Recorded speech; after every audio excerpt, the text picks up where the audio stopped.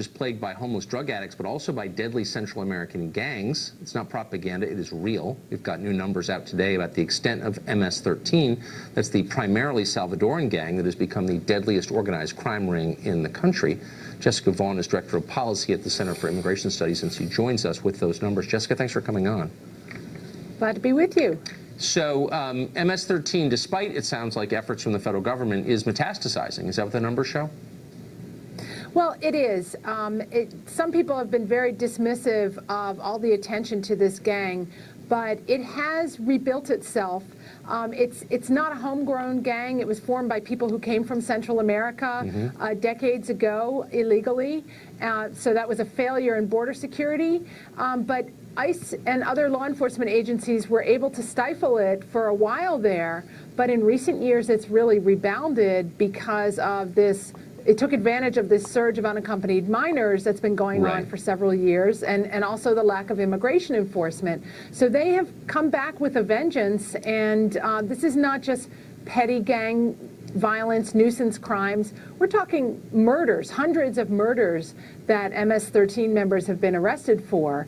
And it's a scourge in a number of communities that So give us a sense of the scale. So we think of MS-13 as primarily in Los Angeles County, in suburban Virginia, outside Washington, maybe Chicago.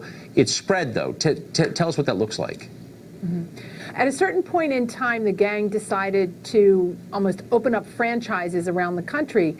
Places like Long Island, Boston, Charlotte, North Carolina, as you said, the suburbs of Washington, D.C., because this is a gang that's controlled from El Salvador, and the cliques in the United States do send money back to El Salvador to help to support the whole gang. And so at a certain point in time, the leaders put pressure on those members here in the United States to kick it up a notch and start doing more and bring in some more people from Central America, recruit more from these kids who've recently arrived. They do extortion, home invasion, sex trafficking, prostitution, and murder to prove themselves to each other and to intimidate others in the community. And we found that they were active in 22 states just in the last few years, and concentrated, as I said, in those areas that experienced a lot of the illegal arrivals from Central America.